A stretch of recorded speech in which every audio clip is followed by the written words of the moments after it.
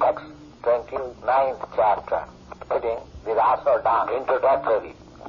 Next one. In the Srimad Bhagavatam, it is stated that the Rasa dance took place on the full moon night of Sharath season. From the statement of previous chapters, it appears that the festival of Govardhan Puja was performed just after the dark moon night of the month of Kartik.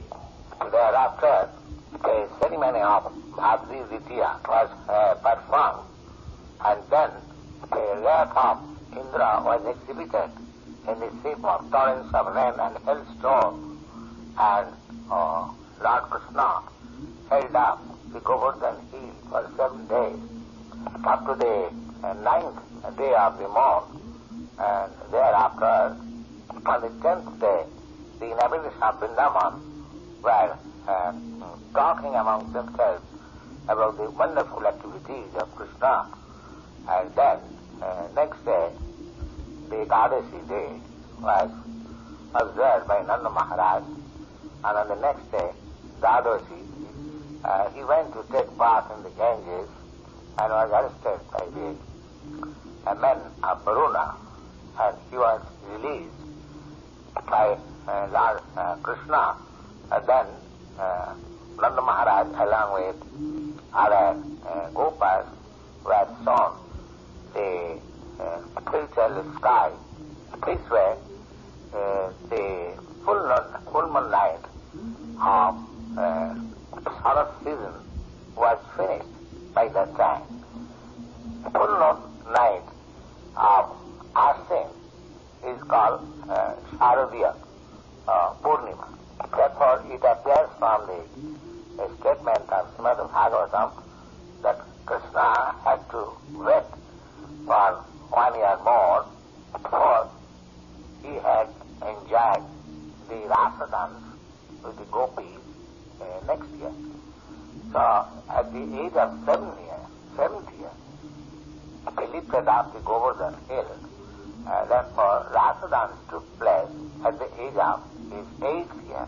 From Vedic literature, it appears that when a theatrical actor dances amongst many dancing girls, such group dance is called Rasa dance.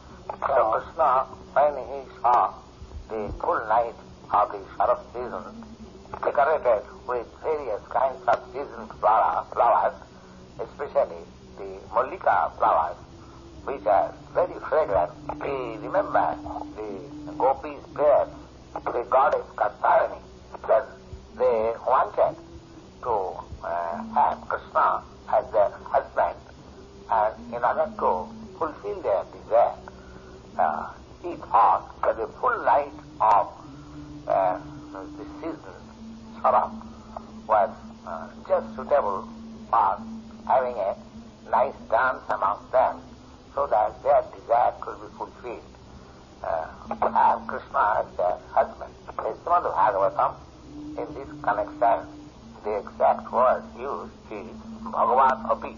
This means, although Krishna is the Supreme Personality of Godhead, he has no want to be fulfilled, because he is always full with 6 kinds of opulences.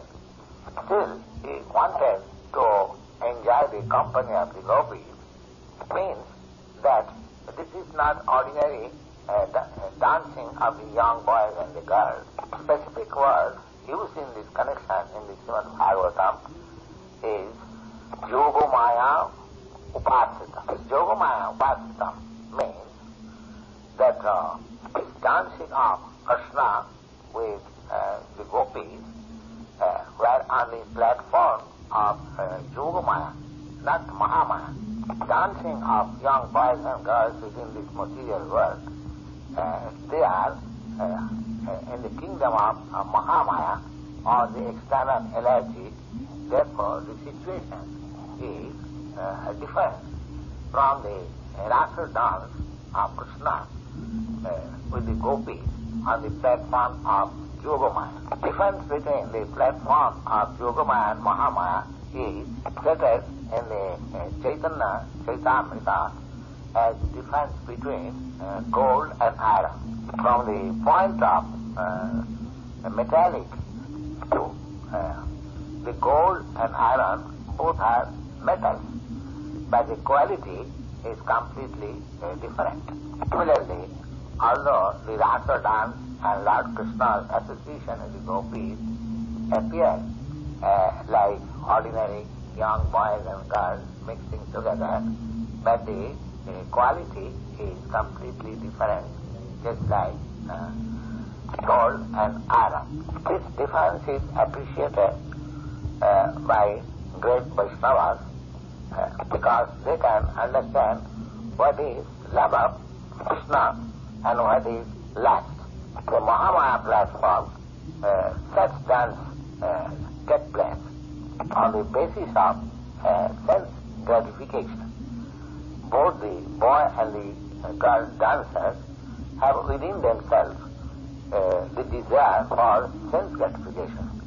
But here, when Krishna called the gopis by sounding his flute, gopis very hurriedly rushed towards the spot of Rasa dance, just on the transcendental desire of satisfying Krishna.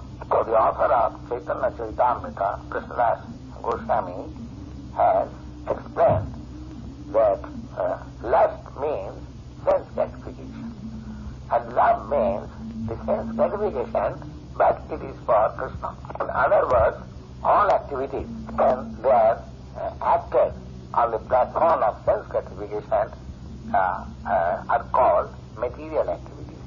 But when they are acted on the sense of satisfying Krishna, then it is a spiritual activity.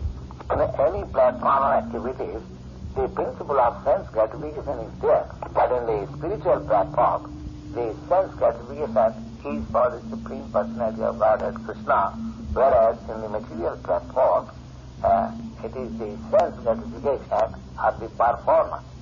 For example, in the material platform, when a servant serves a master, it is not on the basis of satisfying the sense of the master, but it is on the platform of satisfying the servant sense. The servant would not serve the master when there is payment stopped. That means the servant engages himself in the service of the master just to satisfy his senses. In the spiritual platform, the servitor of the Supreme Personality of Godhead serves Krishna without any payment. As such, he continues his service in all conditions. That is the difference between Krishna consciousness and material consciousness. Next paragraph. From the above statement, it appears that Krishna enjoyed the Rasa dance with the gopis when he was 8 years old. At that time, many of the gopis were married because in India, especially in those days, girls were married at very early age. And some of the girls even give birth to child at the age of 12. There are many instances. Under the circumstances, all the gopis who wanted to have Krishna as their husband were already married to different husbands. At the same time, they continued the hope of Krishna being their husband. Under the circumstances, the attitude of the gopis with Krishna were parabharas. Therefore, the loving affairs of Krishna with the gopis is called parakya ras.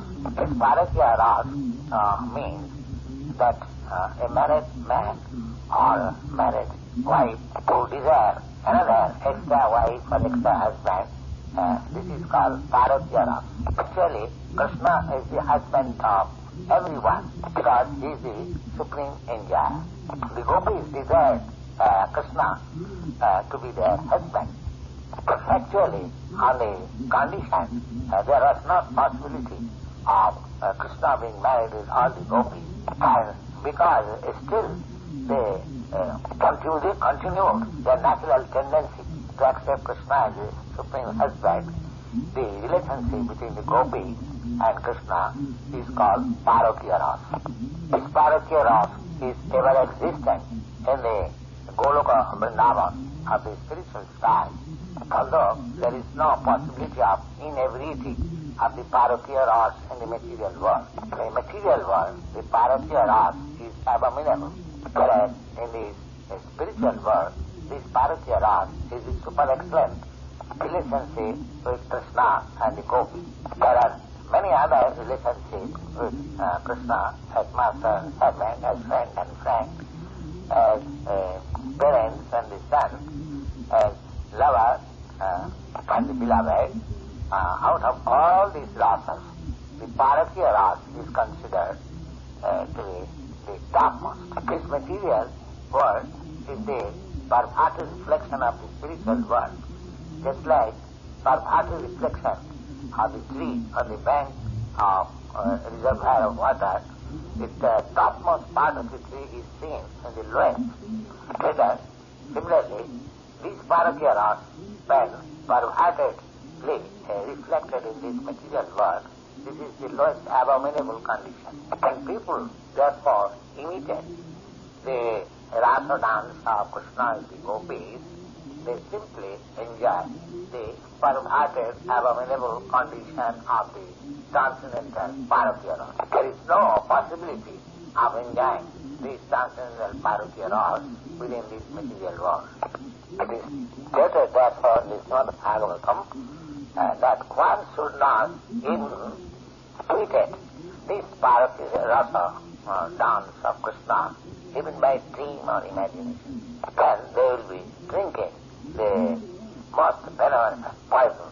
That's why when Krishna, the Supreme Enjoyer, desired to enjoy the company of the gopis in that full moon night of the Sharad season, exactly as very moment moved, the Lord of the stars appeared in the sky in his most beautiful feature, as it is thought by everyone that the full moon night in the Sharad season is the most beautiful night in the whole year. In India, there is a great monument called Taj Mahal. In Agra, a city in the Uttar Pradesh province, and the tomb is made of first-class marble stone. And during this night of full moon night of Sharad season, even many foreigners go to see the beautiful reflection of the moon on the tomb, and it takes a great share in this condition. This full moon night is celebrated for its beauty. When the full moon rose on the eastern side of the horizon, it looks everywhere tinged with pretty color. Then, with the rising of the moon, the whole sky was smeared by red kumkum. The example is given in this connection, just like when a husband, long separated from the wife, comes back home, and after coming back, the system was that the husband decorates the face of the wife with red kumkum.